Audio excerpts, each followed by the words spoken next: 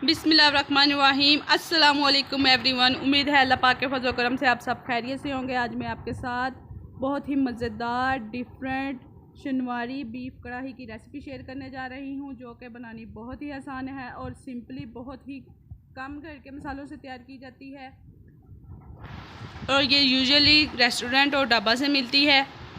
सो इसको मैं अपने स्टाइल में बनाऊंगी और बहुत ही ज़बरदस्त बनती है। आपने पूरी वीडियो देखनी है ताकि कोई स्टेप मिस ना हो। आपको हर स्टेप पे टिप्स एंड ट्रिक्स मिलेंगी। आइए चलते हैं इंग्रेडिएंट्स की तरफ। हाफ़ के जी बीफ बोनलेस, इसको मैंने अच्छे से वॉश कर लिया है। फ्रेश लहसुन अदरक का पेस्ट 1.5 टेबल स्पून। नमक हाफ़ टी स्पून, आप अपने टेस्ट के मुताबिक कम या ज़्यादा भी कर सकते हो। काली मिर्च का पाउडर हाफ़ टी स्पून। ज़ीरा रोस्टेड 1 टीस्पून। धनिया पाउडर 1 टीस्पून। हल्दी powder half teaspoon. Julienne में कट किया हुआ अदरक 1 इंच का टुकड़ा।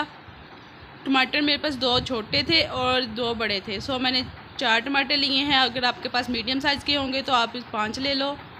1 हैंडफुल धनिया, 4 से 5 सब्ज़ मिर्चें साबुत। पकाना स्टार्ट करते हैं। यहाँ मैंने हाफ़ कप घी का लिया है, क्योंकि शनवारी कढ़ाई घी में तैयार होती है। आप चाहे तो कुकिंग ऑयल भी यूज़ कर सकते हो। ऑयल गर्म हो चुका है, इसमें मैंने लहसुन अदरक का पेस्ट शामिल कर दिया है और इसको 2 से 3 मिनट अच्छे से कुक करना है ताकि इसकी रॉ स्मेल ख़त्म हो जाए। 2 से 3 मिनट के बाद इसमें बीफ शामिल करूँगी और बीफ को भी लहसुन अदरक के पेस्ट में 3 से 4 मिनट हाई फ्लेम पे ही पकाना है ताकि बीफ की स्मेल ख़त्म हो जाए और सेकंड इसका कलर भी चेंज हो जाए। आप देख सकते हैं बीफ का कलर चेंज हो चुका है, इसने ऑयल भी छोड़ दिया है। अब इस स्टेज पे मैं इसमें टमाटर शामिल करूँगी। टमाटरों को मैंने हाफ़ कट कर लिया है। टमाटर शामिल करने के बाद इसको 6 से 7 मिनट के लिए लो फ्लेम पे आपने कवर करके रख देना है ताकि टमाटर सॉफ्ट हो जाए और इनका छिलका जो है वो आसानी से रिमूव हो जाए। 7 मिनट के बाद माशाल्लाह टमाटर सॉफ्ट हो चुके हैं और इनका जो छिलका है वो सेपरेट हो चुका है। अब मैं छिलके रिमूव कर लूँगी इनके। ये देखें माशाल्लाह सारे टमाटरों के छिलके रिमूव करने के बाद इसको 2 से 3 मिनट अच्छे से पकाना है ताकि टमाटर मैश हो जाए। और साथ ही इसमें हल्दी पाउडर शामिल करूँगी मैं और हाफ़ टी स्पून नमक आ जाएगा। आप इसको अपने टेस्ट के मुताबिक कम या ज़्यादा भी कर सकते हैं। इसमें काली मिर्च शामिल नहीं करूँगी, वो लास्ट में शामिल करूँगी। अगर अभी शामिल कर दी तो कढ़ाई का कलर जो है वो डार्क हो जाएगा। 2 गिलास पानी के मैंने शामिल किए हैं और इसको लो फ्लेम पे पकने के लिए रख दिया है 50 मिनट के लिए।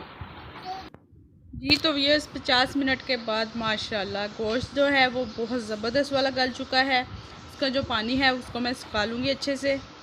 इसके साथ ही अगर आप चैनल पर न्यू विज़िटर हैं तो प्लीज़ मेरे चैनल को सब्सक्राइब कर दें, बेल आइकॉन को प्रेस कर दें ताकि हर आने वाली न्यू वीडियो का नोटिफिकेशन सबसे पहले आपको मिल सके। आप देख सकते हैं पानी खुश्क हो चुका है। अब इसमें मैं रोस्टेड ज़ीरा, धनिया पाउडर शामिल करके इसको 1 से 2 मिनट पकाऊंगी और फिर साथ ही हाफ़ कप दही फेंटा हुआ इसमें शामिल कर दूंगी।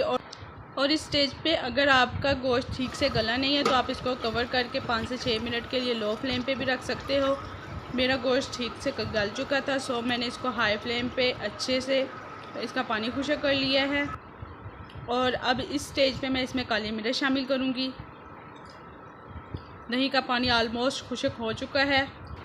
अब बारी है इसमें फ्रेश हर्ब शामिल करने की। सब्ज़ मिर्चों को मैंने हाफ़ कट कर लिया है। इसका जो मेन की है वो बुनाई है। जितनी कढ़ाई की बुनाई अच्छी होगी उतनी ही आपकी कढ़ाई ज़बरदस्त बनेगी। 2 से 3 मिनट भूनने के बाद अब इसमें जूले में कटा हुआ अदरक और सब्ज़ धनिया शामिल करके मज़ीद 2 से 3 मिनट भूनूंगी, क्योंकि जो सीक्रेट है कढ़ाई का वो बुनाई है। उम्मीद करती हूँ आपको वीडियो बहुत ज़्यादा पसंद आएगी इंशाल्लाह। बकरा ईद आ रही है, आपने इस पे ज़रूर ट्राई करनी है। खुद भी ट्राई करें, फ्रेंड्स और फैमिली में भी शेयर करें। माशाल्लाह बहुत ज़बरदस्त वाली कढ़ाई तैयार हो चुकी है। अपना रखिएगा बहुत सारा ख्याल, मुझे भी दुआ में याद रखिएगा। Thank you for watching. अल्लाह हाफिज़।